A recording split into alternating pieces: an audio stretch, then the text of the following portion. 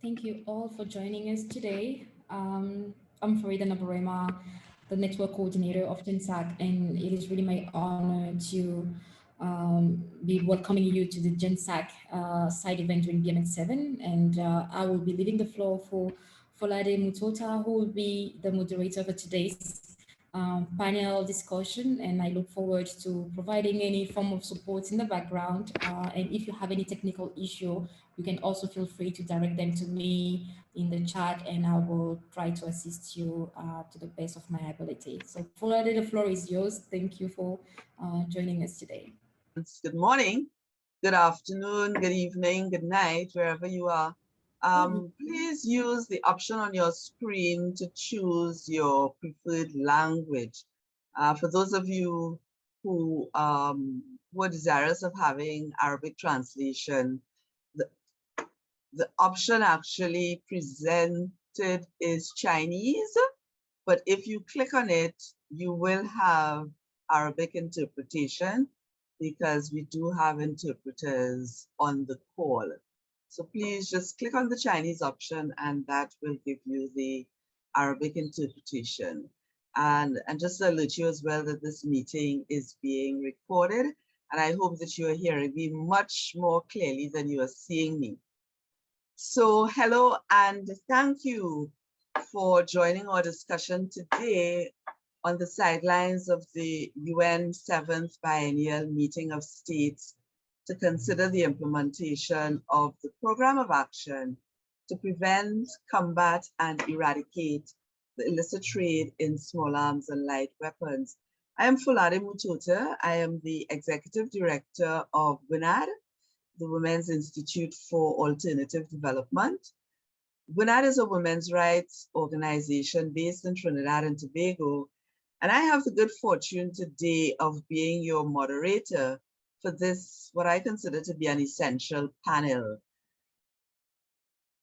Thank you to our host, the Gender Equality Network for Small Arms Control, GENSAC, Pathfinders for Peaceful, Just, and Inclusive Societies, and the German Federal Foreign Office for investing your time and resources in this ongoing dialogue and for inviting me to be part of it today. Thank you to you, our audience. I understand we're expecting quite a number of persons. And so thank you for choosing to be here today. Thank you also to our panelists for your contributions to our collective unpacking of the diverse issues that impact and are impacted by gender norms and practices in the context of small arms control. Our thanks also, of course, for the technical support and the interpretation that I referred to earlier from our friends who are off camera. And just finally to say, I'd like to acknowledge our friends at the Women's International League for Peace and Freedom for their consistent and excellent advocacy and their role in bringing us all here today. So, advancing gender-responsive small arms control through advocacy and research, looking at the opportunities and the challenges, is the focus of our discussion today.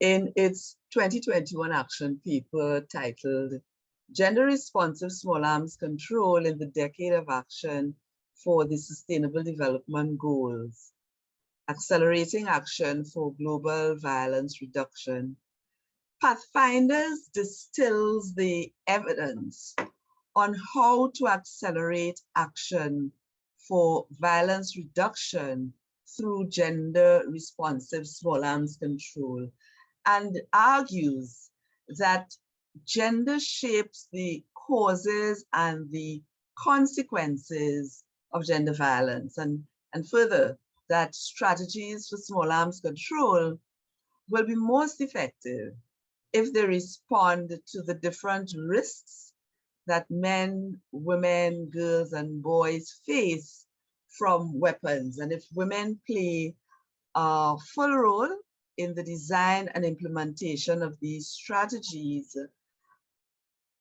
the results of all our efforts would just be so much more impactful. And so our session today will present the findings of recent research on gender responsive small arms control conducted by civil society organizations such as the Women's International League for Peace and Freedom, the Small Arms Survey, and the Gender Equality Network for Small Arms Control, GENSAC. Additionally, this session will highlight the challenges that research institutes and grassroots organizations face when it comes to collecting data on the gendered impact of small arms misuse and small arms control. And so we will also discuss the international and the regional progression in mainstreaming gender in small arms control decision-making, and also share some of the lessons learned and the best practices in the efforts to advance gender responsive small arms control from the grassroots. And so we've organized the agenda to establish a flow in order to enable each speaker to present their main points with ample time for further elaboration as we move into the dialogue segment, followed by, of course, a much anticipated exchange with you, the audience, as you share your own thoughts on these matters and seek answers to any lingering questions you may have. And so we look forward to your input into further constructing this global conversation. But before we get to the panel, we will welcome opening remarks from the German Federal Foreign Office. Jane Viola Felber is Policy Officer on Small Arms Control at the German Federal Foreign Office. Prior to working for the German Federal Foreign Office, she has been seconded to the OSCE High Commissioner on National Minorities in charge of programs in Ukraine and Moldova. So Jane, I'd like to toss it over to you to get us started for our session today. Thank you, Volada. Excellencies, colleagues, ladies and gentlemen, good afternoon from Germany. I would like to thank, first of all, GENSAC and also the Women's International League for Peace and Freedom for organizing this very important event. As perhaps you also recognized now during the course of this week, BMS7, gender responsive small arms control plays a very, very big role. And I think yesterday, the moment when Costa Rica was reading the joint statement on behalf of 59 other states on gender responsive small arms control, this was very, very powerful.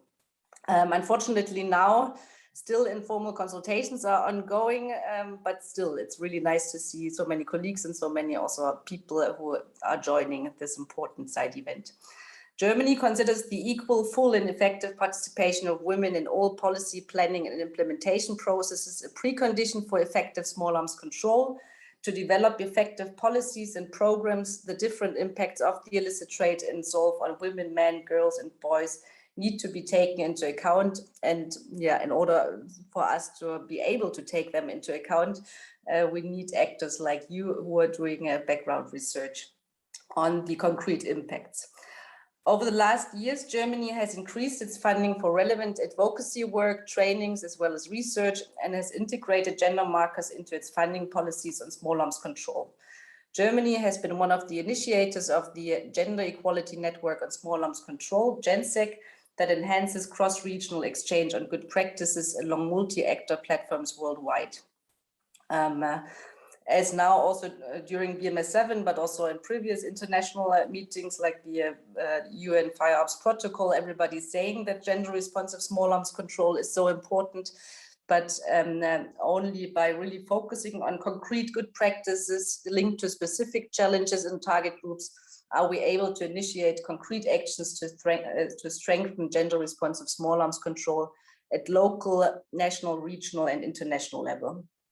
I'm very much looking forward now to listen to the findings of your research conducted by civil society organizations or think tanks such as Women International League for Peace and Freedom, Small Arms Survey, and longstanding partners of ours, and the Gender Equality Network for Small Arms Control. I will also carefully listen to the challenges you are faced with and stand ready to exchange with you on how states such as we, like us, can assist you in overcoming these challenges. I wish us a very fruitful exchange during the upcoming 1.5 hours. Thank you.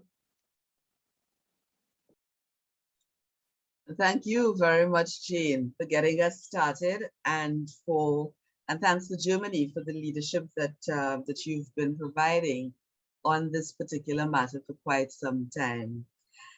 So as we get into our panel, we start with Dr. Fairly Chapuis, who is an independent consultant and researcher, and Fairly analyzes the sociology of international peace building, urban peace and security, the socioeconomic dimensions of violence and peace building, and methodologies for peace and conflict studies, as well as security sector reforms.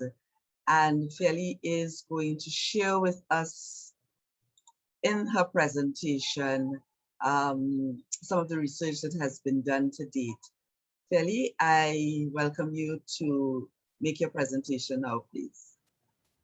Thanks so much, Folade. And yeah, one kind of pertinent point to add to this is that I've also been involved with GENSAC for a while and have, in fact, authored the action paper and the issue brief, which I'm about to present to you. It's a real pleasure and an honor to kick off our discussion today with the lineup that we have. We're all gathered around this question of gender responsive arms control, and I hope that you can now see my screen. The main question that we have here, and I think it's really important just to pause for a moment to acknowledge it, is the whole premise of this conversation is that gender is important to disarmament, to violence reduction, and to small arms control. And just taking a moment to say that has not always been acknowledged, and now I think it increasingly is. That's great progress. At the same time, we've, as we've also seen, I think that acknowledging the importance of gender responsive arms control or gender dimensions for small arms control is not going to be enough. We've so far got to the point where we're ready to reaffirm the importance of and refer to the gender dimensions of the effects of small arms.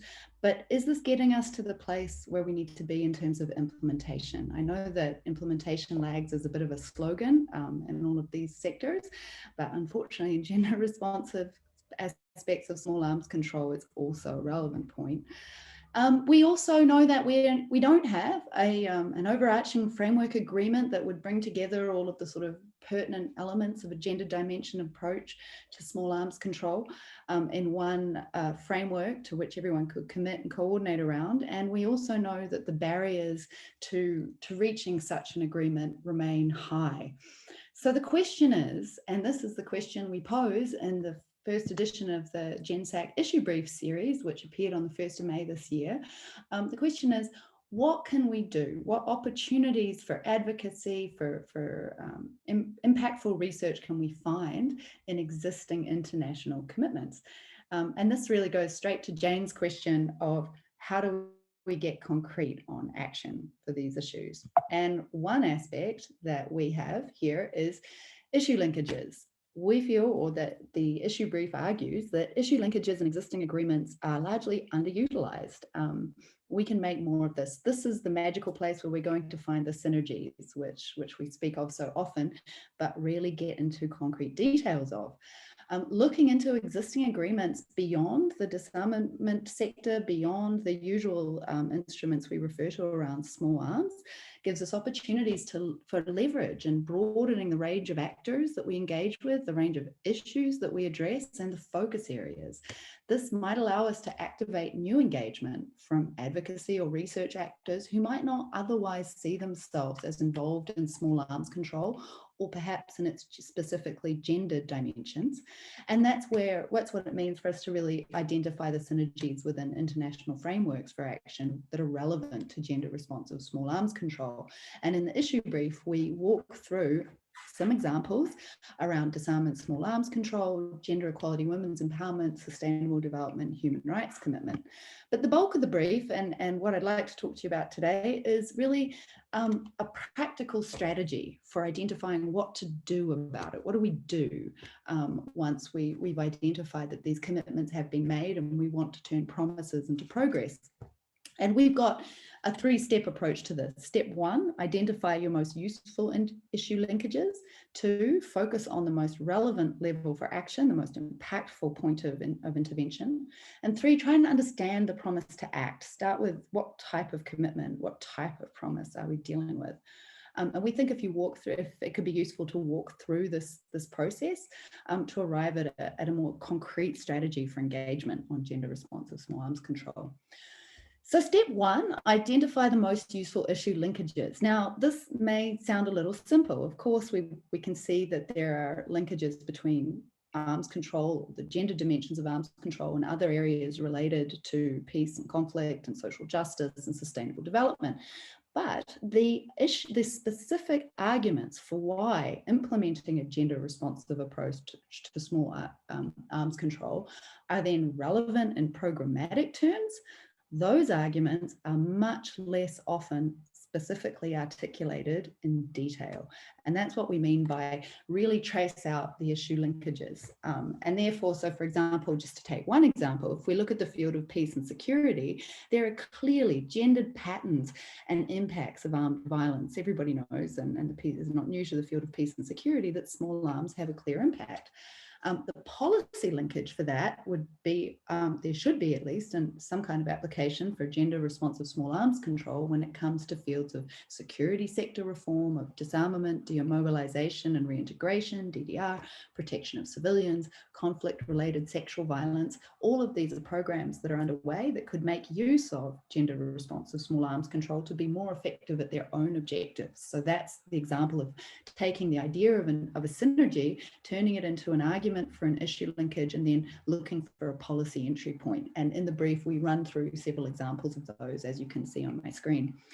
Moving to the second point, we've then asked to focus on the most relevant level of action, depending on which issue it is and which policy option or entry point might be identified. There's different levels. So obviously there's the multilateral level, the disarmament framework around the UN, and all of that brings in terms of opportunities for advocacy, women, peace and security. There's a range of international frameworks. They might be unparalleled in terms of their normative and sometimes legal powers, but they're often captive to consensus. That's where their power comes from, but it's what makes them hard to use. And so it might be more pertinent then to move to the regional level, to look at regional policies on human rights or sustainable development, sometimes even legal mechanisms that have potentially more ambitious commitments, but also opportunities to contextualize an approach in a way that an international framework might not offer. And then finally, at the national context level, or even at the local level, national states, national governments are always going to be the most immediately powerful actors for implementing change, including based on regional and international agreements. And a gender responsive approach to small arms control really brings in so many social dimensions of the impact of small arms control. It invites cross-sectoral approaches that get beyond the technical level of small arms control, where it so often gets cornered. So that means, yes, national defense, yes, internal security, but also development ministries, health, education, sports, urban affairs, wildlife protection. All of these different aspects of national policy could be engaged in a cross-sectoral approach for arms control that should have gender dimensions. So once the kind of most impactful level of action is clear in the mind, it's also important to then think about what is the nature of the promise to act that's included in any of these frameworks. Some will be legally binding, a small number. Some will be merely in the form of a political commitment. And that's where reputational effects really come into play. What's perhaps a more interesting question is the promise to act explicit or implicit. And by this we mean, we can look at, for example, an explicit example of a promise to act that's legally binding would be a commitment to make small arms control more gender responsive. And we've seen this, for example, with the Arms Trade Treaty, which is legally binding, as compared to, for example, an implicit commitment to act on an issue where gender responsive small arms control might not be named, but would be a very effective way of making sure that that larger commitment gets implemented. And this is, for example, where we see the relevance of gender responsive small arms control for larger agendas of violence prevention, for example, SDG 16.1 on violence reduction, or even SDG 5.2 on reducing violence against women. So with this analysis in hand, the last then point is to think about what are the reasons for national inaction so far? And this type of analysis will ask simple questions. If there are relevant agreements that haven't been ratified, what might be the reason? And what might then be the solution? Identifying the problem is obviously an important step to developing the right type of strategic response. And this will also depend on the resources of the actors who are engaged. Typical problems will include the idea that incentives are weak, civil society can act to change that. There might be unseen opportunities for issue linkage that can also be acknowledged with the support of international actors. There might be insufficient data. I'm sure that's going to come up a lot today in today's conversation, and analysing the data gaps so that then resources can be mobilised and the skilled expertise found to fill them. That's then the obvious next step. Funding is always going to be a problem. Things like gender budgeting, emphasising the efficiencies of better policies, or developing partnerships can be a response. There's obviously a wide range of ways that this type of analysis or approach could be applied. And indeed, if you should be interested in that, then, or to know more about how we've approached this, you can find on the GENSAC website our issue beat from Promises to Progress, and it is the complementary follow-up to the Gender Responsive Small Arms Control Action Paper, which appeared in March of this year after being updated from last year. So if you haven't seen that, this could well be of interest. Thank you very much. And thank you very much, Kelly, for walking us through some practical strategies and that three-step approach, which I'm sure we'll come back to in the larger discussion when we engage everyone. Thank you very much for getting us started. Let me now introduce Anna Tambo, who is a gender and human rights advisor at WILF, Kenya. And Anne has competence in analyzing the impacts of small arms and light weapons on women in rural and marginalized settings. Also, she has competence in analyzing and promoting gender mainstreaming and women's empowerment. Anne, it's over to you. Thank you so much. That was a really interesting presentation by Faili, and yeah, thank you so much for the introduction for Lade. Right now, I will just begin my presentation and get on with the really interesting discussion that we've been having. And it's really interesting to see that some of the things that Faili has mentioned is exactly what we have been experiencing on the ground. Let's see how to move this. Okay, can you see my screen well? Yes, we can. Okay, so the topic of the discussion is going to be on how it feels like to research on gendered impacts of small arms in rural settings. This is essentially a deep dive in the whole process that goes into exploring the impacts of small arms in marginalized societies, and especially in rural settings. This presentation is brought to you by WILF International and WILF Kenya. And we're going to focus on the area where we did the research, which is in Chakama. Chakama is an area in the coastal region of Kenya. And as you can see on the map, where we went to is along the coastal region of Kenya, and is also bordering to Somalia and other regions in Kenya. And essentially, most of the projects that are happening in Chakama at the moment are those that focus on socio-economic development, including environmental projects, education projects, and TVET programs, which is technical and vocational and education and training. Why is this important to mention is because some of the programs that happen in specific regions are an implication of some of the challenges they face. And this also should be observed and taken into account when trying to look at small arms and light weapons proliferation and control. So what are some of the methods of arms trafficking in Kenya?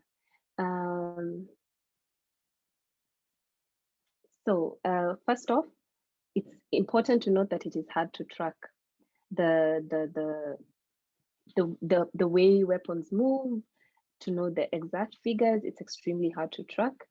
Another factor is porous borders that we in Kenya is bordering Somalia, South Sudan, Ethiopia, and there's been a lot of conflicts in those areas, and this also leads to the illicit movement of guns and weapons.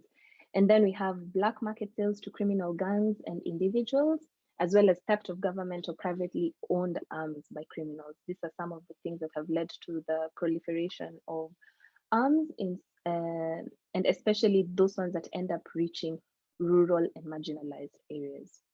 Now, this is a picture that I got from the National Focal Point on Small Arms and Light Weapons in Kenya from 2003, and you can see that it has it's showing the hotspots, and in Chakama, I'm trying to remove the screen. Sure. Oh, in Chakama, the area was next to a hotspot, and now it is one of the areas where the issue of analyzing and having a close look on small arms and light weapons is really important. But now, what does it take to really address or begin exploring the impacts of small arms and light weapons? First off, the issue of climate change always comes in, because in the rural areas, and especially where we did the study, the weather and the climate change has direct impacts on the livelihoods of the people. And this means that people have to look for alternative means of livelihoods. There's the question of patriarchy. A lot of young women and girls do not have access to education, or even access to having an understanding of their rights. And this greatly impacts on how small arms impacts on women. We have religious and cultural aspects as well as the lack of education, including civic education, and definitely poverty comes into play. And as you can see, it's a complex web that you have to really analyze every single facet of it before you can eventually come to addressing direct impacts of small arms and light weapons, as well as the elements of infrastructural accessibility. Some of these places are extremely hard to reach. And so even trying to have a better understanding of what happens in places like this requires a lot of commitment. For example, you can see this is how part of the journey it took to actually get to Chakama. And it required a lot of creative solutions to actually access some of these rural areas that are still impacted by the proliferation of small arms. Now, Kenya has a number of national and regional programs that are looking at the proliferation of small arms. For example, we have, as earlier mentioned, the Kenya National Focal Point on Small Arms and Light Weapons. We have IGAD, the Intergovernmental Authority on Development, working on the issue of small arms and light weapons, as well as the AU Silencing the Guns, which culminated in 2020, and we have having great lessons for all of us to learn from. However, from the study that we conducted, here are some of the gaps that we can clearly tell. When trying to look at the impacts of small arms, with a specific focus on women. In some of these societies, it is extremely hard to get the women to speak to you and actually for them to mention what it is that is happening to them. For us, it took a lot of process of gaining trust, empowerment building, and also trainings to help women to actually own their voice. And then again, there was a question of attacks from Al-Shabaab because Chakama is an area that is, the region is next to a huge national forest and next to the forest, and is also bordering to Somalia. And so this was one of the things. So it was fear from what could happen to them if they speak on the things that are happening to them, as well as the constant fear of random attacks happening in the area. Second, the thing that was always mentioned was the lack of symbolic signs of protection. And this was something that came up a lot because the reason that some people end up taking arms themselves is because there are no symbolic signs of protection for themselves. There are no police posts. And in the areas where there are police posts, they are not, there's no policemen assigned to those areas. The second element that needs to be looked into is on the issue of poverty eradication. A huge number of the people who are in rural areas and are impacted on the proliferation of small arms are people that are extremely poor. And some of the things that happen is that parents marry off their children extremely young as a means of easing the financial weight, and some of these young girls find themselves as trafficking gangs and in situations that continually lead to the proliferation of small arms. Patriarchal systems, women have no seat at the table. This is something that part of the main study that we wanted to do to understand what it is that women are doing to try and, from a local perspective, to try and understand or to try and curb the arms menace, but there were no setups that could allow for such discussions or such ownership by women to take place. And finally, the lack of women solidarity circles in places where they're extremely vulnerable and marginalized. And these are some of the things that are really important to look into. Now, what are some of the other side extended effects of small arms proliferation, especially in the coastal area of Kenya? We have human trafficking, we have human smuggling, and then we have the fact that due to poverty, a lot of people have to resort to creative ways of finding alternative means of livelihoods. We find some people moving up northwest to Libya or northeast to the Gulf to take up some jobs in the Middle East, and some of them end up being human trafficked, and some of them do it to either search for jobs or to avoid joining local gangs. And then another effect is something that came up quite often is the issue of rape, and this included guns and other crude weapons. But then the main question is, what can be done? One of the main things that can be done is to enforce an arms embargo to prevent the flow of arms in conflict zone. As we can tell, it's really hard to track the flow of these weapons. Secondly, there should be a focus on police and judicial reform to ensure that the enforcement of laws and the respect of human rights, and that especially for women, is looked into. The one thing that we really think is extremely important is to focus on the demand side of the arms menace. Empower women through education to understand their rights, to participate in political processes, not just at a national level, but even at a community level. Take up active leadership and to create a public awareness on the menace, effects, and impacts of small arms. And lastly, as had been mentioned by the earlier speaker, increased collaboration amongst relevant stakeholders. And at this point, we just say relevant stakeholders because it could be trying to address cattle rustling. It could be trying to address climate change. It could be trying to address the women, peace, and security agenda, because it's really important to understand that this is an extremely complex issue and its effects are very wide. But then also the importance of which is that human traffickers follow the same routes as gun runners, at least in the coastal region and in Africa. And so it's really important to ensure that a wide stakeholder base is engaged to ensure that we leave no loose ends and that no one is left behind, because it's really important to understand why these things are happening to women, what can be done, and most importantly, how do we engage them, and and exactly where is the starting point to look at some of the challenges that lead them to where they are. Thank you so much. And thank you very much, Anne, for your presentation, helping us to understand a little bit more deeply the multifaceted challenges in conducting research and some of the gaps in the research, really. Of course, how it all impacts women, and most importantly, what can be done. So we look forward to your contributions in the larger discussion. Permit me to introduce Daniel Torres.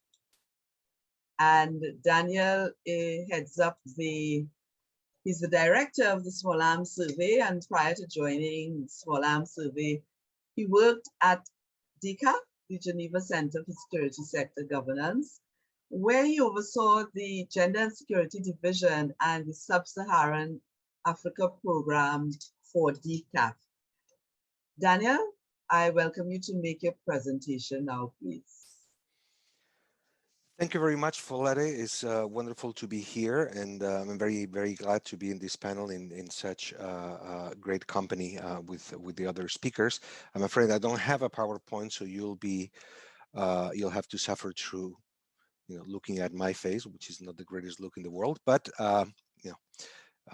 we'll do well. Now, the survey has been doing quite a lot of work on research on gender and small arms control. If you may recall, a couple of years ago, we published a gender and small arms control handbook, which is still obviously available in our website. And recently, we've done quite a lot of research on gender and ammunition. Now, following the old joke that guns don't kill people, bullets do. We think that it's very important not to forget ammunition in the whole picture when we're doing research on the gender aspects of small arms control. As an example, we work to mainstream gender into international ammunition technical guidelines, the IATGs. And this, I guess, proved or showed that even the most technical aspects of arms control have the scope for gender mainstreaming. And not only that, but actually this gender mainstreaming can find acceptance among practitioners who tend to be the engineering types, basically, so they are concerned about technical problems and technical solutions to those problems. Those changes that we suggested for the IATG, which have been incorporated into the latest version, version 3, include modifying some language to ensure that practitioners consult diverse community members when engaging in local communities. If you're going to ask a local community about questions such as, for instance, land use, it is important that the practitioners speak not only to the men in the community, but also to the women, that they adapt their messaging to the different degrees of literacy, for example, that you may find in many places among men and women, and to make sure that they include also transient communities and language minorities that they may have. I mean, this is one examples. We also included clarity that all aspects of ammunition management can be conducted by men and women equally, and that men and women's bodies and capacities are accounted for in different tasks and processes. One big example being making sure that the protective equipment that is mandated by the IATGs serves both men and women in terms of sizes and shapes and so on. Now, there's no specific gender mainstreaming module for the IATG. We believe, and DA agreed with us, that it wasn't appropriate for the type of document that it is, but there's still a lot of guidance that is necessary to bring to the ammunition management domain in terms of gender mainstreaming. Now, ammunition management is much more than stockpile management. And I think the key here when we talk about gender mainstreaming is to go to where the decisions are being made. And decisions are not whether to use a wheelbarrow or a forklift. That's obviously an important decision, but they go much beyond the physical management, if you will, of stockpiles. It includes planning, it includes procurement of ammunition, it includes disposal of ammunitions. Now, all of these together with the stockpile management are ideally integrated into a life cycle management of ammunition, or LCMA approach, under the coordination of a strong national ownership. And that's where you could have a lot of openings to for gender mainstreaming, just making sure that key strategic decisions are being made, including the perspective of men and women, and particularly men and women from the communities that are being affected or impacted by these processes. Now, this work we're trying to reflect in developing indicative guidance on the gender mainstreaming of LCMA that is due out later this year, hopefully in time for the first committee of the UN General Assembly. Both this work and the work that we've done on the IITGs have been conducted under the banner of UNODA's Safeguard Project. And those inputs are currently informing the work of the group of governmental experts on ammunition. Now, in regards to research on gender, there are a lot of challenges, and I think that's one of the points that we want to discuss. Particularly, unpacking the gender impacts of diverted ammunition is a great challenge. Not only sometimes there's no sex disaggregation of victims, often there is, but not always. But particularly, it's very difficult to link the data, sex disaggregated data on victims, to the ballistic records, the ballistic information that is gathered from the ammunition recovered in crime scene. Now, the survey is currently piloting an effort to draw together these data sources to better understand what kinds of ammunition is used in what kinds of arms violence, with special attention to violence against women and gender-based violence. Our pilot project engages partners in a number of regions, including Southeastern Europe, in particular the firearms focal point in Kosovo and UNDP CSAC, among others. Now, we hope to help extract and analyze relevant data, as well as provide reflections and good practices to help make this kind of analysis more possible for national authorities in the future. Because again, as we've discussed and fairly mentioned, the national level is where things actually get, where things happen. We will have a practitioner workshop on this issue later in the year, and we'll issue a report with findings and methods analysis by the end of the year. Now, there's another area of research that we're looking into right now, which is to look at understanding the different roles that men and women play on the arms trafficking side of the equation. So not on the prevention side, but actually on the trafficking side. Now, of course, this is quite difficult because you just can't go around asking people about their illegal activities. That's not a wise method of research. And a lot of the work that we do, it has to be based either on secondary sources or very often on legal records of police investigations or particularly court cases. We're doing a lot of analysis on court proceedings in the United States. There's a wealth of information there. Obviously, one of the limitations is that by definition, that information comes from the trafficking networks that were caught, right? Because that's the reason why they're in court. So that may limit a little bit the type of information that we have. We also have engaged in direct data collection in Niger and Burkina Faso, and have arranged for qualitative interviews elsewhere, including the Ukraine. And it's a challenge, as I mentioned that. It is a challenge. It is a challenge to get to explore an area of activity that is by definition illegal.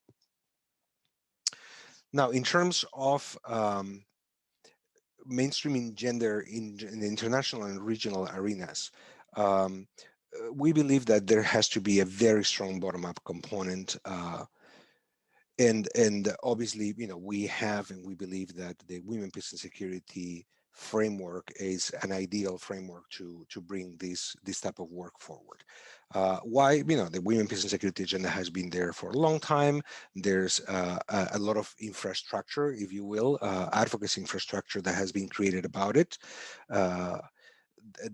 Contacts, networks, and capacities that are already developed. And as Fairly was saying, the connections in between women, peace, and security and small arm control are fairly obvious to everybody when you consider the role of small arms in behind armed violence and violence of all kinds, conflict prevention, etc. So the connections are fairly strong, and that's why we believe that women, peace, and security is the right approach. We, in that sense, we are also organizing a series of workshops, and for that, I'm very happy that you're one of the partners working with us, one of the workshops, for relevant national authorities and their partners to raise their awareness on gender dimensions of small arms. Why are we working with national authorities? That's an excellent question. One of the reasons is there is a lot, and I think that many of you will be familiar with this. There's a lot of work that has been done on capacity building for women's organizations, grassroots women's organizations. That is very valuable work, very important work, but if taken too far, it may become a little paternalistic, as if the problem is that, women don't know what to say or how to say it. Very often, and based on my experience of years working in women, peace, and security, I'm pretty convinced that, there's a lot of women who definitely know what to say and know how to say it. The problem is on the other side. So maybe our capacity building should also focus on the other side of the equation, the capacity to build the capacity of national authorities to actually listen and understand the message that women's organizations are putting forward. So these workshops that I mentioned will be engaging officials in East Africa, in the Caribbean, and in Central America. This will happen between now and the end of the year, taking account of the specific challenges that officials and practitioners identify and prioritize, considering the specific of their particular regional context, right? So the idea would be that from these pilot workshops, we can develop some materials and approaches that may be helpful to deploy as guidance for national authorities around the globe. Again, very respectful of the individual context of each country and each region, but that they may open, this side of the dialogue, because I believe very strongly that the side of the dialogue that is on the side of women's grassroots organizations is already pretty clear. I think that the messages are there, the intention to communicating are there, and if we can, our role would be to build those bridges to create a dialogue. And I'll stop at that, but I look forward to the question and answer session. Thank you. And thank you, Daniel. Thank you particularly for introducing the issue of ammunition, which is a very important issue in the region that I come from. And of course, we always welcome you and the Small Arms Service of the Caribbean. Thank you for your leadership on these issues, and for introducing in your presentation issues around trafficking. And I think one of the things that really stood out for me was your point about redirecting our capacity building. So we'll come to that a little bit later on. Thank you very much for your presentation. And our final presenter on the panel this morning is Kuda. Kuda Hamad Hassan is a lawyer and human rights activist who has been involved in collecting data on ISIS violations and crimes in Mosul, which is one of the locations studied in the report that's been referred to several times already today. He has worked as a researcher with ASUDA to collect data on human rights violations in the city. Kuda, it's over to you.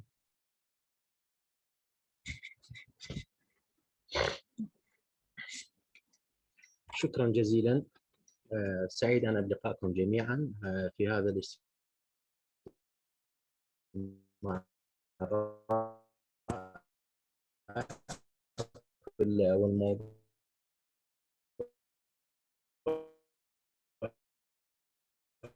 الشيق، موضوع مهم جدا خصوصا في العراق، موضوع النساء. الو. Yes. Yes, we can. السلام عليكم. نعم. السلام عليكم جميعا. أنا سعيد بالعمل معكم في هذا الاجتماع الرائع. استخدام الأسلحة ضد النساء.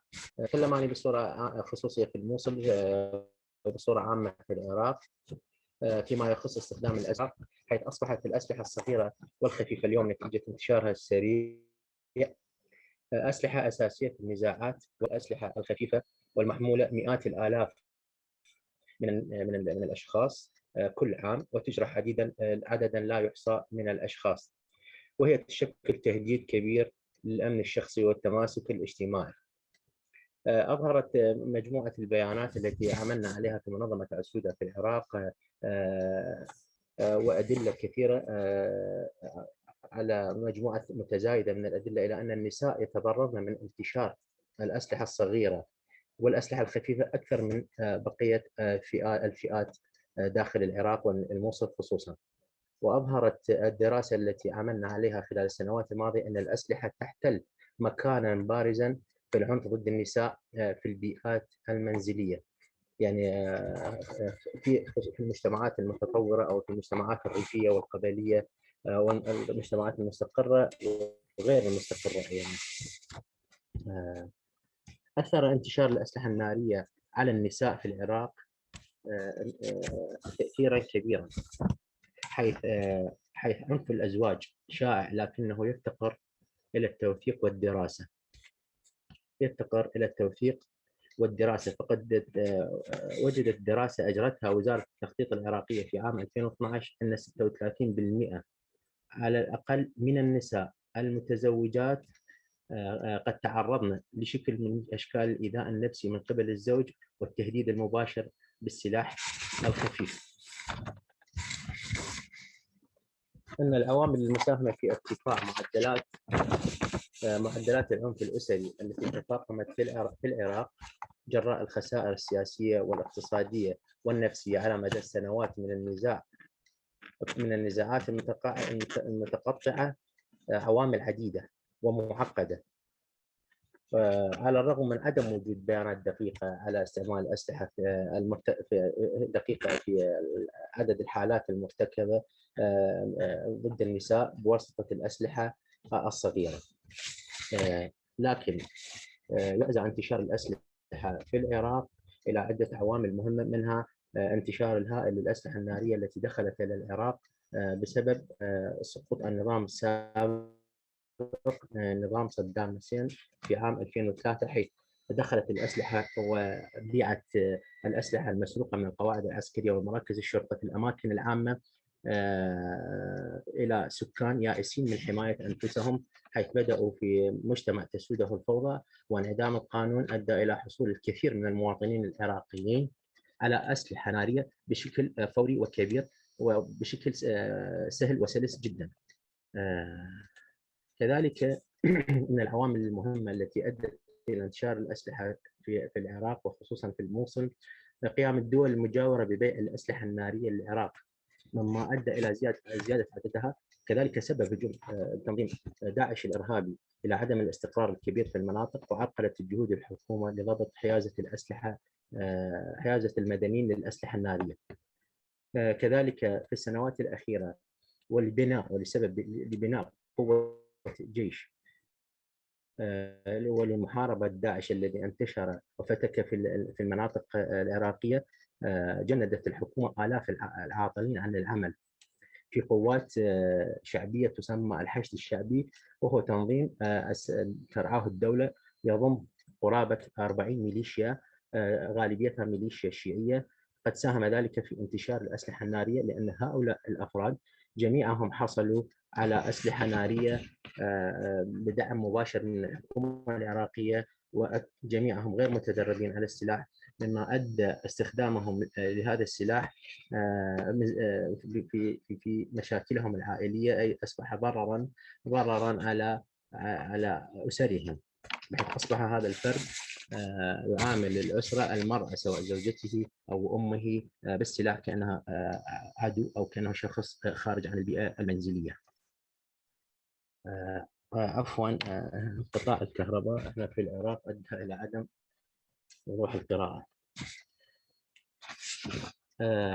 حقيقة هناك عدة تحديات تواجه النساء في العراق.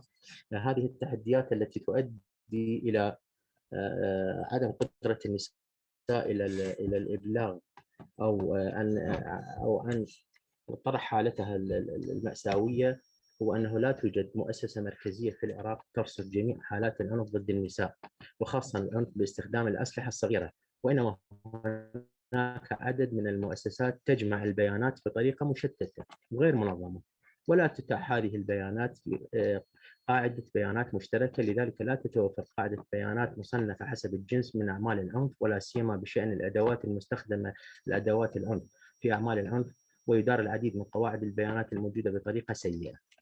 كذلك بسبب الأعراف العشائرية فإن هناك تكتم وإخفاء لعمليات قتل النساء بدواعي شرفية، ما يطلق عليها غسل العار، حيث من الصعوبة الكشف عن مثل هذه الجرائم ضد النساء، وغير مسموح عشائريا البحث والسؤال عنها، وبالتالي تذهب ضحية هذه الحالة الكثير من النساء التي تتهم بأنها قد لوثت شرف العائلة والعشيرة، وهناك تهاون شديد في تطبيق القانون ضد مرتكبي هذا النوع من العنف بالأسلحة تجاه النساء. كذلك عدم وجود منصات آمنة أو مراكز ذات طابع سري تتبنى تلقي الإبلاغات عن حالات العنف بالسلاح ضد النساء، ولها القدرة على إنقاذ النساء من هذا العنف. حتى الشرطة المجتمعية التابعة إلى وزارة الداخلية فهي غير قادرة على التعاطي والتعامل مع حالات العنف ضد النساء بسبب قلة الخبرة وعدم وجود آليات حل لمثل هذه الحالات. في في في في في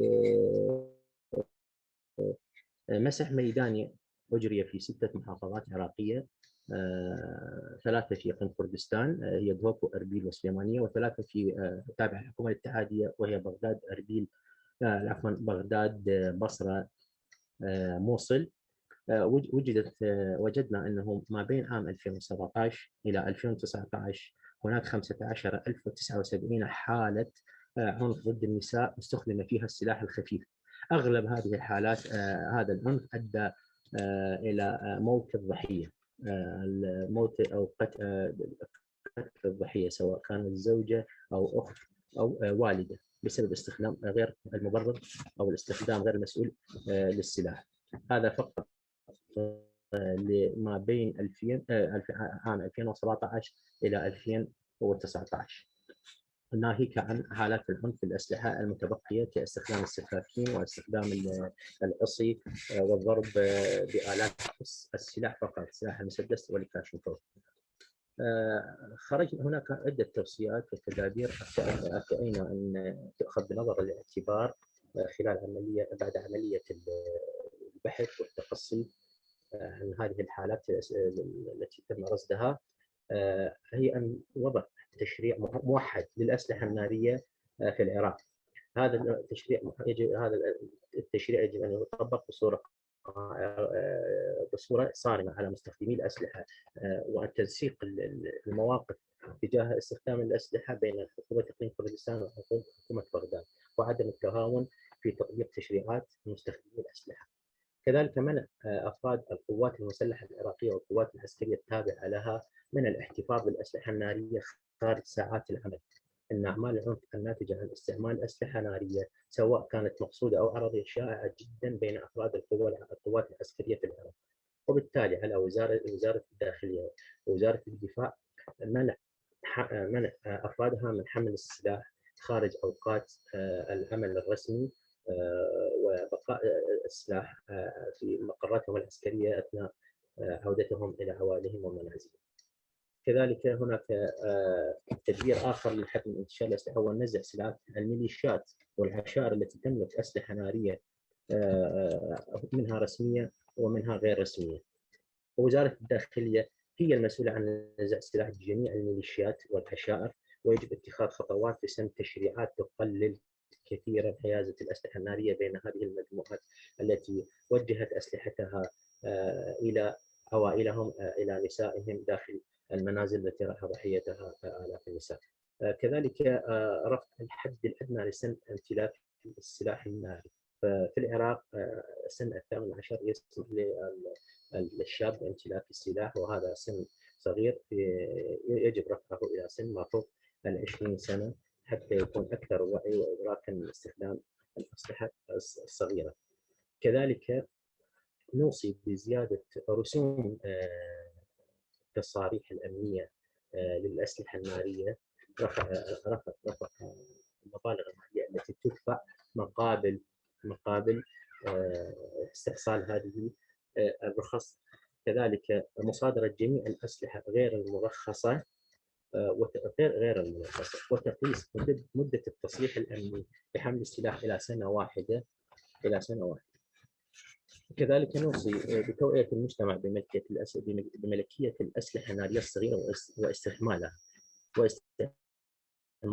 كذلك يجب العمل مع الجهات الحكومية، والمنظمات غير الحكومية المعنية لتوعية الناس بالعلاقة بين الأسلحة النارية والعنف ضد النساء، العنف الأسري وعواقب العنف ضد النساء، ووضع توصيات بقوانين وسياسات من شأنها محاسبة مرتكبي العنف ضد النساء جنائيا، وعدم التهاون وإباحة العمل الإجرامي ضد النساء. كذلك توفير مساحات للمنظمات غير الحكومية المعنية بحقوق المرأة لتلعب دورا كبير في تثقيف الجمهور بشأن استعمال الأسلحة النارية في العنف الأسري، ولوضع أو البناء على برامج أو مبادرات تمكن النساء ضحايا العنف من طلب الدعم والإبلاغ عن العنف بأمان دون خوف من العواقب أو الانتقام. وهناك كذلك حاجة ماسة إلى تحرك فوري لمواجهة التحديات المعقدة التي تسهم في استعمال أسلحة نارية في العنف ضد النساء في العراق وأقليم كردستان، خصوصا لإنقاذ أرواح وتحسين سلامة النساء اللاتي يتعرضن أو قد تعرضن للأذى بالسلاح من قبل أزواجهن أو إخوانهن أو آبائهن أو من المجتمع أو من أفراد القوى الأمنية غير المسؤولة عن تصرفاتهم. أنا أعتقد هذا ملخص سريع لضيق الوقت. شكرا جزيلا لكم. هذا ما كان لدي في هذا اليوم. شكرا جزيلا.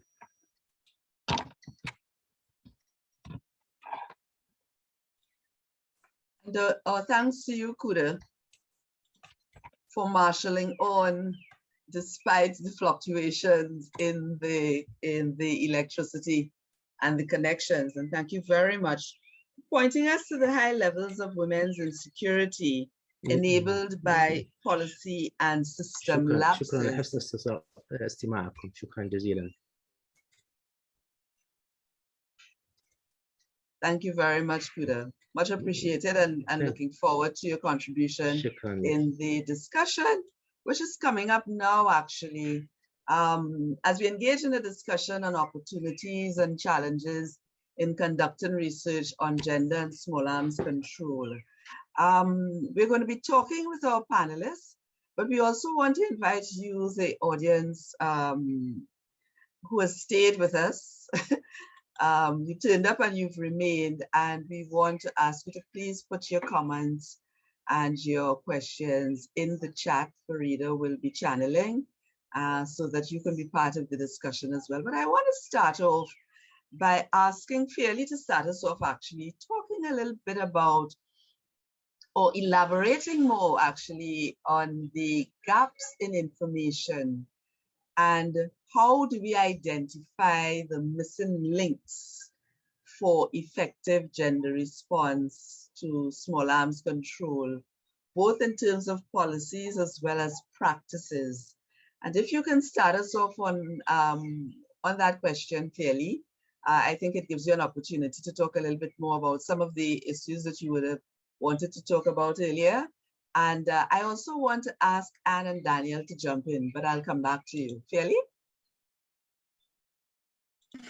Thank you, Folade, and thank you to all the presenters. It's so important, and it's such a pleasure to hear from people who are really working on the front lines of this kind of action about what they're facing and what they're doing.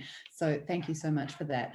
In terms of identifying useful gaps for data collection, I think one thing we can think about is that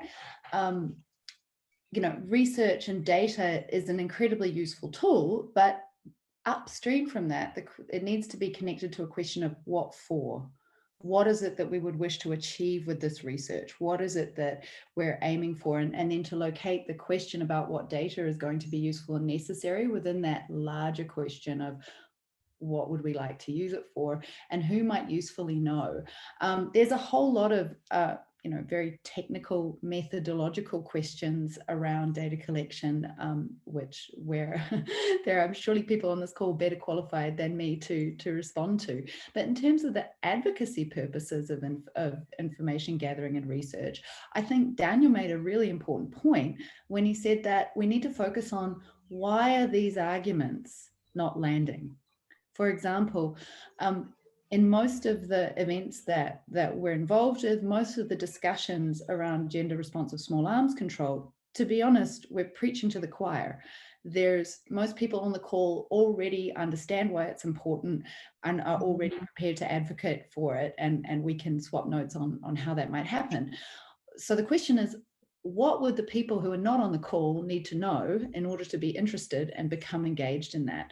And then, so that's a sort of strategy question. And then on the other side of this is also the question of, data and research is to gather it, and then above all to analyze it, is time consuming. It's resource intensive. It requires a really specific skill set and investment over time.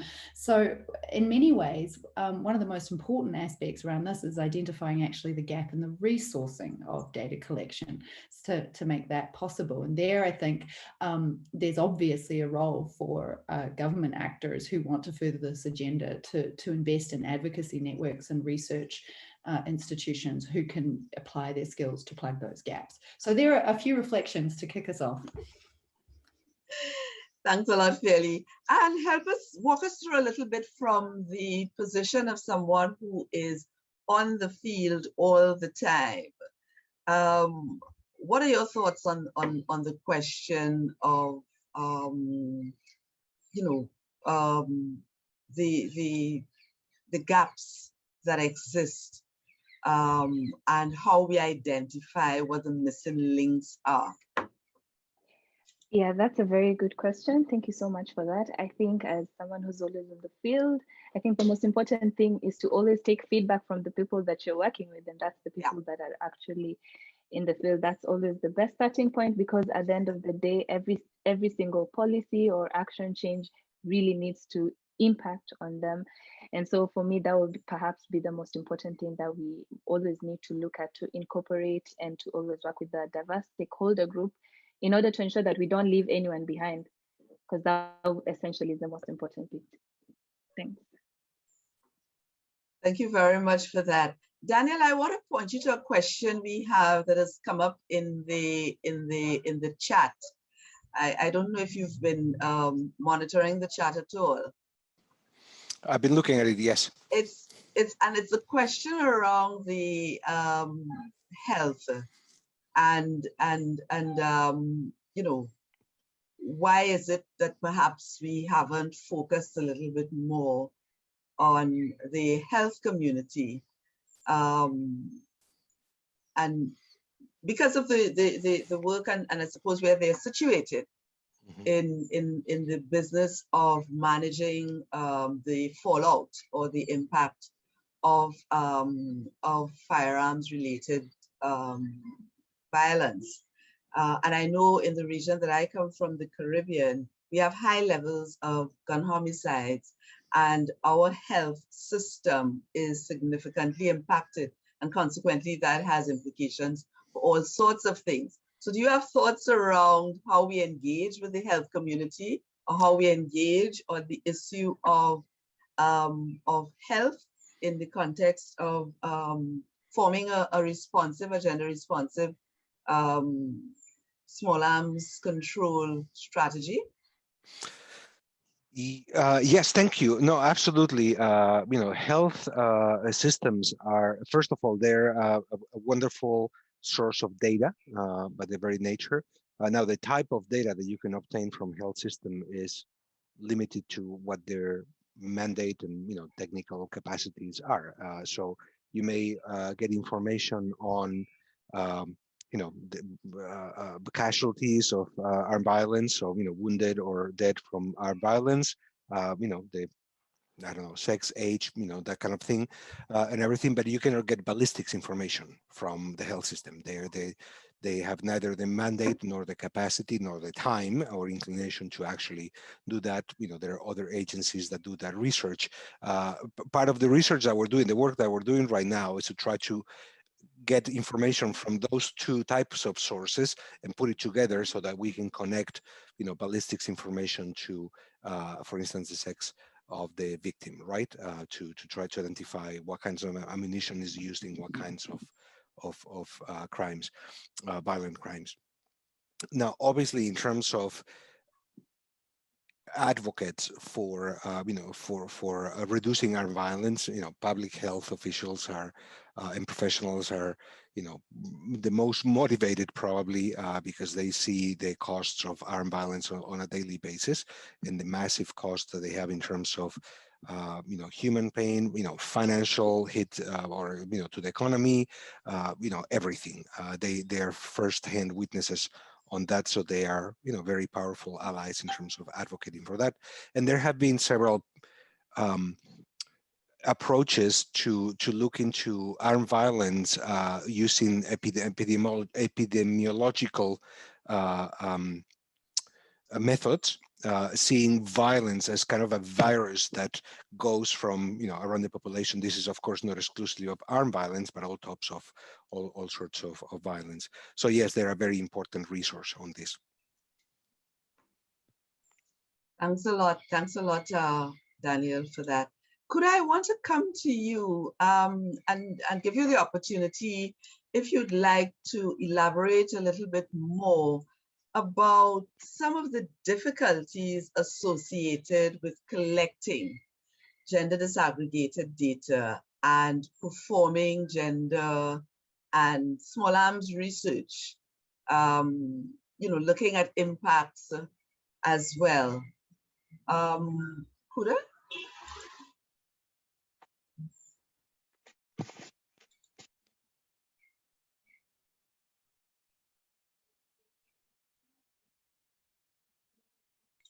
Sorry, is Kuda with us? All righty. Okay. I guess if he rejoins, we can come back to that. نعم أسمع. نعم you're here. Okay, lovely.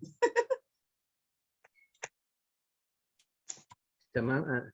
اوكي اسف. نلاقي صعوبة كبيرة جدا في جمع البيانات في المجتمع العراقي، خصوصا في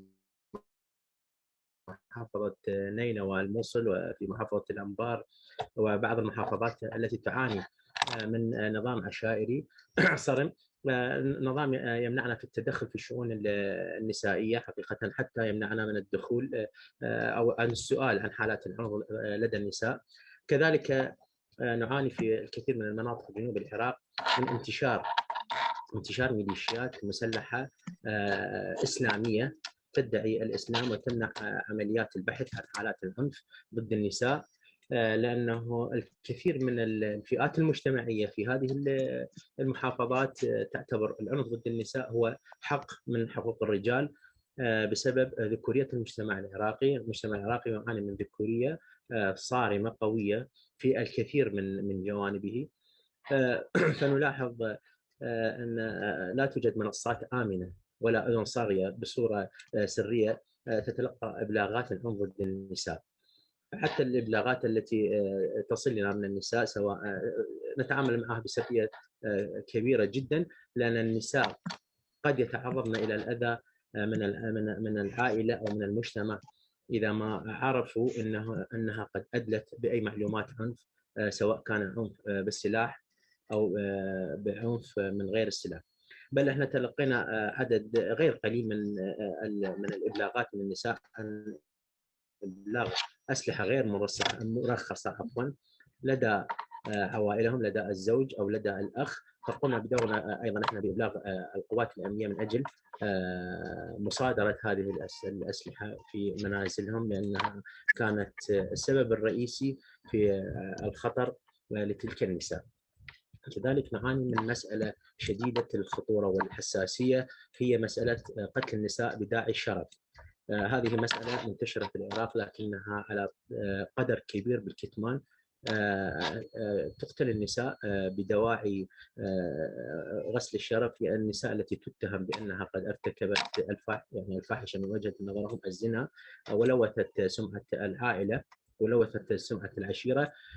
حتى هذه الجرائم، حتى القانون العراقي يتهاون في عقوبة هذه الجرائم، ويعتبر هذا حق شرعي للأب أو للابن أو للزوج في قتل المرأة التي ارتكبت هذه الفاحشة.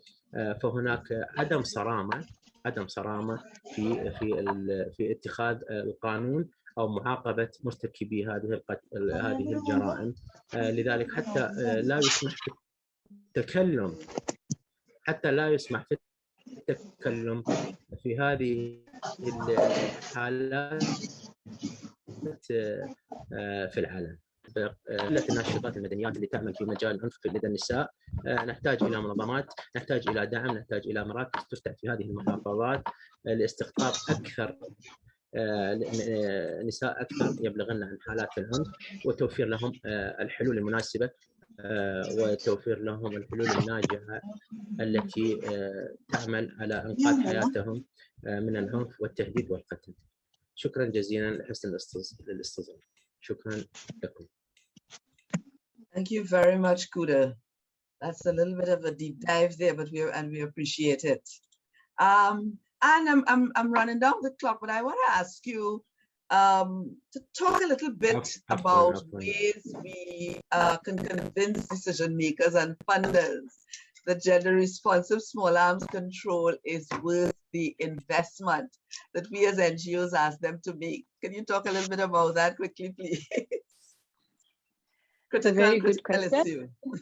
That's a very good question, because at the end of the day, it's about striking a balance with trying to do what is needed, but essentially trying to get the ball rolling. And that essentially you need to focus on the community as well as trying to get the necessary and the relevant stakeholders on board.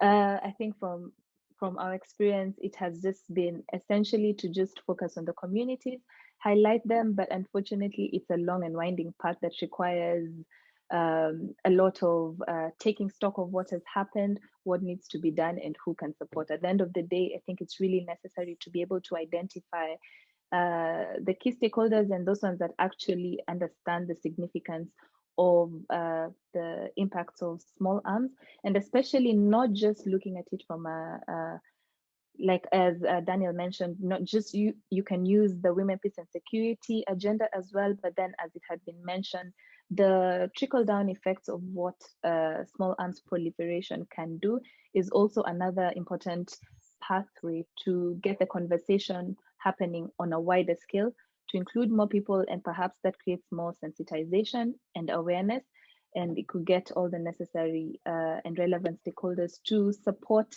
this really important but extremely complex work that involves the proliferation of arms in communities, and especially in the rural areas where they're already vulnerable and marginalized. And so they have layers of social inequalities, impacts and effects already straddling their livelihoods. Yeah, thanks. Thank you very much. Very important and very complex. I agree. Daniel, do you have thoughts around 3D printing of small arms? Yes, I would have a lot of thoughts about 3D printing.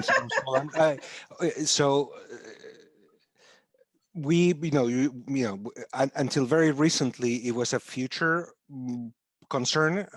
Now it's becoming a present concern. Now, there are, I don't think there are any quantified studies on, what's the prevalence of 3D printed firearms out there. It's fairly recent and everything.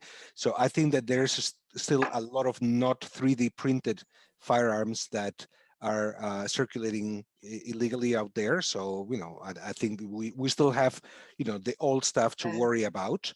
But it's still, it is concerning. It is concerning particularly because, these systems seem to be designed specifically to get around the tracing, mechanisms and the registration mechanism. So it is definitely an area of concern that we are currently looking at. Thanks a lot, Daniel. Thanks a lot. Philly, I want to wrap with you and ask, how could we bring together the research and the advocacy, really, to make a difference and to sort of impact the people that we need to get to in the regions most hard hit by gun violence? Because you talked earlier about identifying who we have to target in our work. So how do we bring together advocacy and research to get to them, particularly those located in the most vulnerable regions? Oh, well, thank you for giving me an easy question. I think to start with, I think we need to break it down, right? We have a shared objective here, but what the most effective strategy is going to depend on who you are, where you sit, and who you aim to move. And therefore, the strategy that is adapted for the most effective type of action, the hard work of advocacy is really figuring out where to point your efforts. That's perhaps the hardest part. And hopefully then once if you've done that part of the work really well, then the rest of it will be easier. Now, one resource that could be useful for our audience here, and I'm mindful of that we'd like to leave some time for the Q&A, so I'll just evoke it quickly. But in our action paper for gender responsive small arms control, we really walked through this. We thought about what are the 7 strategies that can be in general the most impactful, what are the 7 things we need to do. It's things that might be surprising at some levels, like raising awareness about the relevance of gender. Again, in these circles we tend to take it for granted that people know what this is and that it's important, but actually among many of the people who would need to move in order for things to change, that cannot be taken for granted. As Jordan mentioned, facing the challenges of deeply patriarchal societies, this is an issue. So, and then we walk through the different ideas. There's things like raising awareness, there's things like mobilizing financing, there's things like targeted research, and ultimately, and also partnerships. So the action paper has some strategy ideas for that.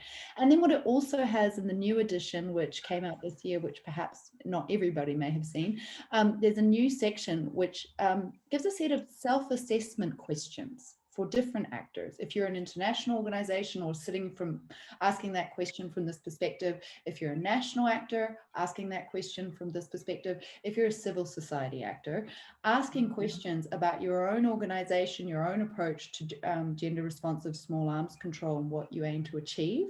And the answers to those questions can hopefully help each kind of actor move towards a more tailored and a more targeted approach, which will be really clear on who you want to act and what exactly you would like them to do and what arguments you're going to make that will convince them which will help them want to do it. In fact, that's, I think, the heart of the issue. And research is obviously one of our most powerful tools in being persuasive, but there are others as well. And there's so much creativity across the community of activists who work on these issues.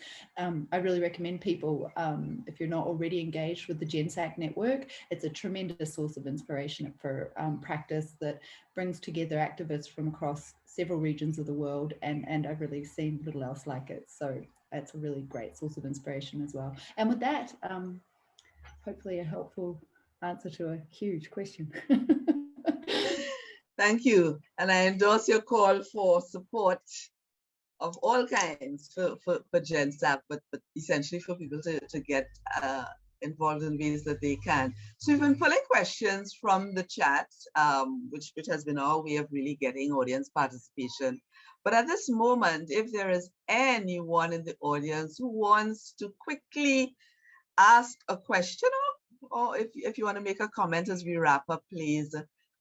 This is the moment. If you can quickly put it in the chat for us. If it's a question, I'm sure that one or more of our panelists would be happy to respond to you. Thank you. Unfortunately, I don't read French, so I'm seeing a comment in French, and I hope it's not a question that I should be asking. Sorry. Okay. All righty. I'm going to then give the panelists 1 minute each to make any final comments that you may want to before we wrap up. Let me start with Kuda.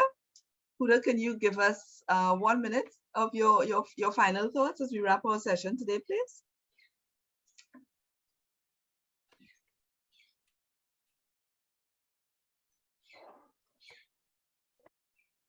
شكرا جزيلا. أنا آسف خرجت من القطع عندي الإنترنت فما سمعت الدقائق الأخيرة. احنا لا تنسوا ان احنا في العراق لا انترنت لا كهرباء لا ماء.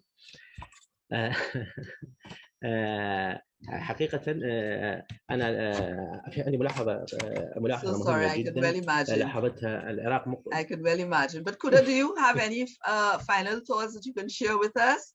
But only in 1 minute. How possible is that? أقل من دقيقة. شكرا جزيلا. عندي ملاحظة. استخدام الأسلحة ليس عندنا في العراق استحدث حديثا في تصفية الخصوم السياسية. العراق مقبل على انتخابات برلمانية. حدثت خلال شهر واحد 3 عمليات اغتيال في مسدسات تجاه مرشحات في الانتخابات البرلمانية. يعني السلاح يستخدم ضد النساء التي السياسيات أيضا ليس في المنزل. قرأت أو شاهدت على التلفاز العراقي 3 عمليات اعتداء بالأسلحة الصغيرة المسدس، محاولات اغتيال قتل لمرشحات للبرلمان العراقي. هاي ملاحظة حبيت أتطرق لها وحبيت أشكر الجميع على هذا الميتنج الجميل. Thank you, Kuda. Much appreciated. And all the very best to you and the work that you do. Thank you for what you do.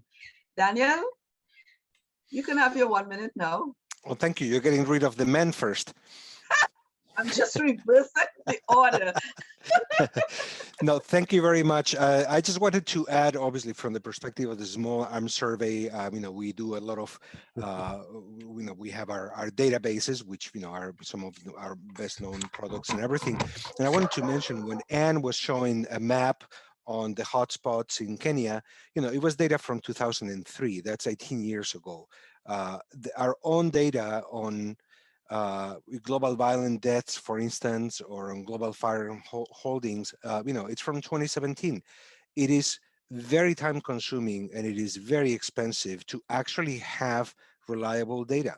So, without wanting to do too much of a naked pitch for money here, if we are talking about evidence-based policymaking, we need the evidence, and that means research. And that means research that is sometimes very repetitive.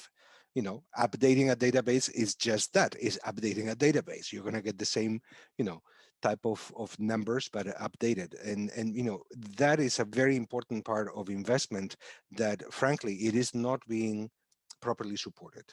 And so, I would just make a call for that, because that data is then what would allow advocates to come up with the right messaging and to support their messaging with evidence. Thank you. Thank you very much, Daniel. And there is no naked pitch for funding to do the work that we do to save lives. Let's make a pitch anywhere, anytime, all the time. And thank you very much for all that the Small Arms Survey does. Anne, would you like to share your final thoughts in a minute, please? Yes, actually. And I'm actually glad Daniel brought up the picture, because when I was looking for it, I had to deliberately use it because it was from 2003 And Shakama, the area where we did the research on, was not yet a hotspot. And yet when we were doing our research now, it was a hotspot, but it was really hard to find updated info. So I'm glad you caught that one. Thank you. I see you're paying attention, but yeah, that's really, yeah. It essentially, that is the main significance of having conversations like this, to insist on the significance of having this conversation constantly, and to just keep on having all the information, because that is the only way we can make more and better informed decisions. Secondly, would be to just encourage the increased observation and creating the linkages between gender and disarmament and the arms proliferation topic. The Women's International League for Peace and Freedom has been doing this for an extremely long time, and we'll be happy to see that there's more actors trying to look at what exactly can be done to involve women more, and not just at the national level, even to the grassroots level, because it's really important to make sure that we leave no one behind. Thank you so much. Thank you and congratulations on your work. And Fairly, we are going to end where we started, and that is with you. Final thoughts in 1 minute, please. Thanks, Wolade, and to everyone. Terrific discussion in the chat, terrific discussion in the panel. I regret only we didn't have time for audience questions or more time. In any case, I would just like to say, I would like to encourage everybody to think about just how recently it was that this conversation would have been unthinkable. It wasn't very long ago that this would have been a terribly marginal topic, and the idea of it being, for example, the main agenda of major international events and review conferences was pie in the sky.